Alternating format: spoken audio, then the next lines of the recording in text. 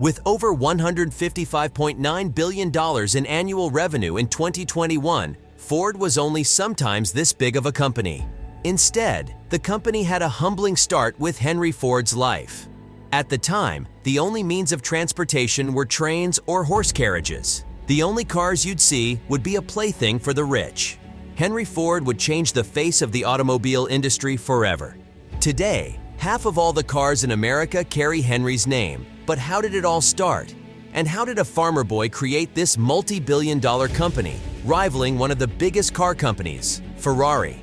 Let's uncover the life of Henry Ford and the birth of the Ford Motor Company.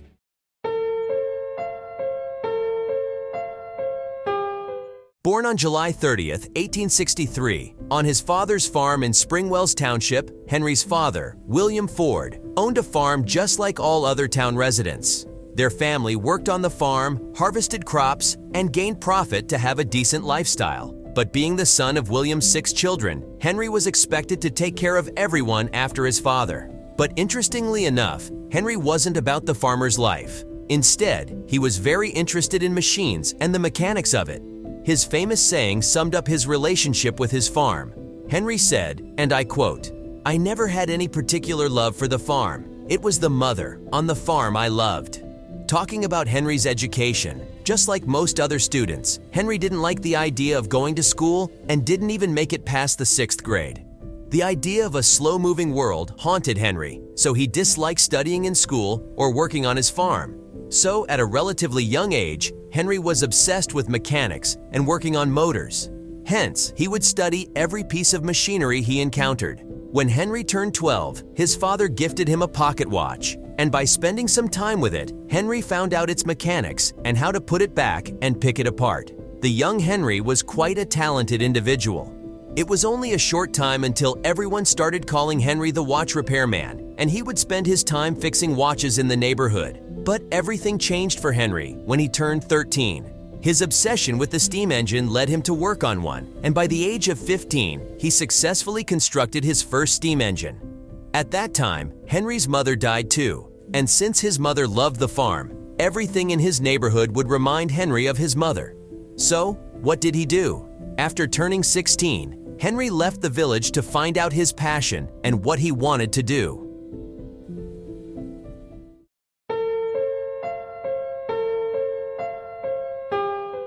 Henry went to a city that was known for steam engines, Detroit, and the city was hungry to hire young talent because it was booming. So here, Henry did his best and worked hard to learn everything about machines.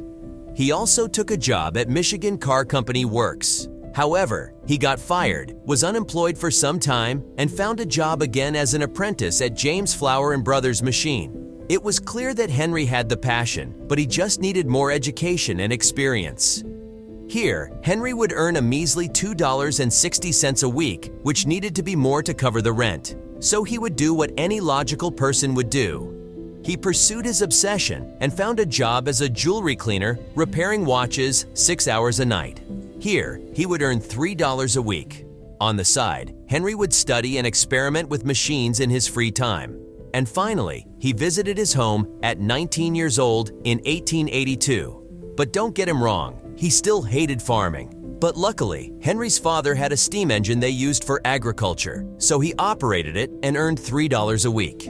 Later, he got hired by Westinghouse Engine Company of Schenectady, where he would repair steam tractor engines. And in 1888, he married Clara Bryant, and his father gave them 40 acres of land. But instead of turning this opportunity into farmland, Henry already had a plan.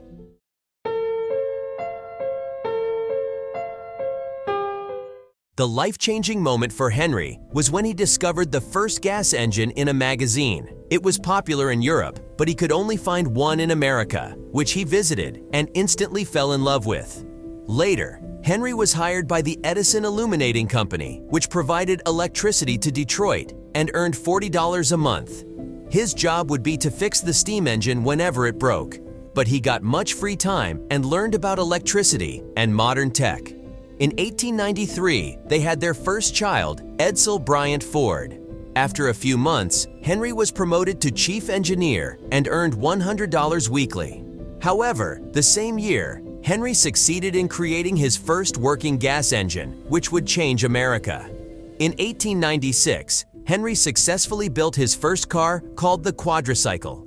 It was two bicycles attached to a gas engine, and even though this engine was a success, there were a few issues, like an overheating engine. But being an innovative guy, he added a cooling engine and sold it for $200.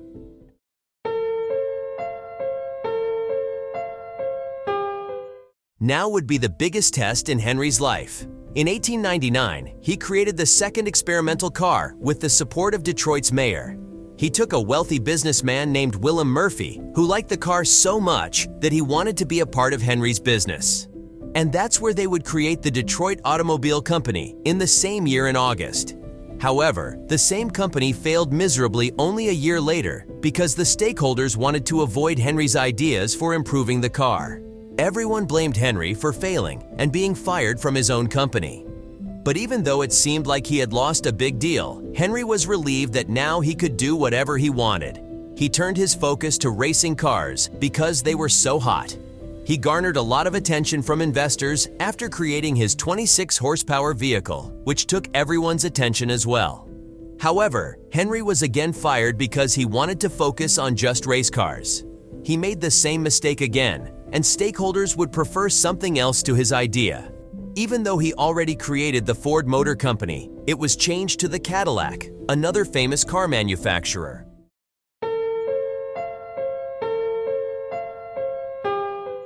At this point, Henry swore that he would never put himself under orders and would love to focus on his own thing, and in 1902, he created the Ford 999, an 80-horsepower car, which became popular.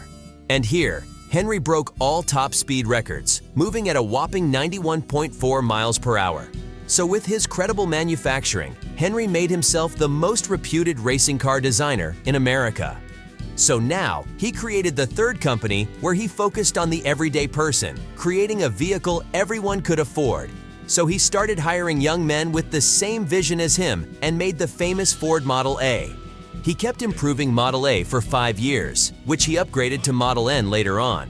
But during those 5 years, Henry took his time learning the manufacturing side of the business, and his central idea came when he went into a slaughterhouse to see how the meat was being managed. He incorporated the same idea to make his cars. In theory, it would allow him to produce cars much faster. So from there, Henry built his factory and started producing the best-selling car in the US with this new principle. But Henry didn't stop there. He started making his parts and came across a material called vanadium steel, which paved the way for Ford to become one of the biggest automobile companies in the US. This steel was 3 times stronger and much lighter than the original steel they used.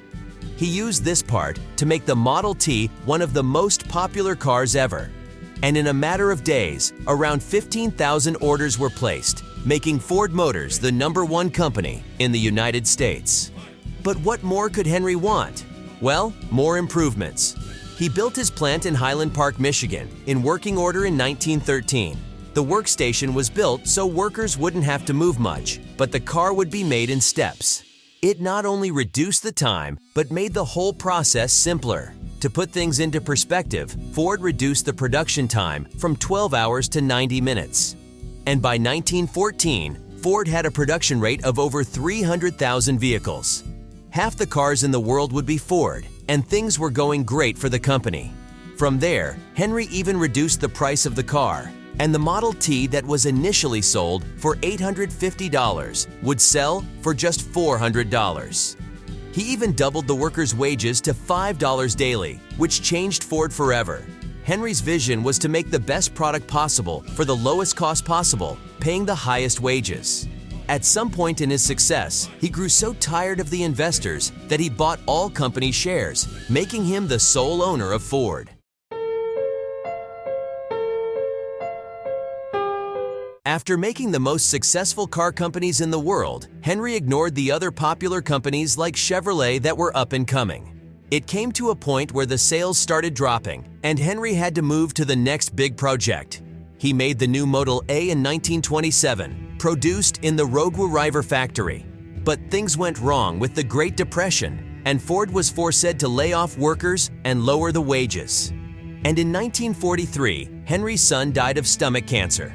Almost everything went completely wrong. He would ultimately give control of the company to his grandson, Henry II, 2 years after running the company alone. However, even in the future, the vision that Henry Ford left was so big that the company was thriving. The Ford GT40 is a legendary car that was built to compete with Ferrari, where it dominated the 24 Hours of Le Mans race in 1966. Later, Henry died of a cerebral hemorrhage, making Henry II responsible for the company. That was the end of the legend we know as Henry Ford. Today, Ford has a market cap of around $70 billion and is known as one of the biggest car companies in the world, with Ford trucks and cars. This shows that a vision from 2 centuries ago can thrive if the concept is innovative enough. Henry Ford was a man of focus, innovation, and not giving up, which turned him from a regular farmer boy into the world's most successful car-making company owner. If you liked the video, please subscribe to our channel and ring the bell icon to get notified of our newest videos and documentaries. Until next time, peace.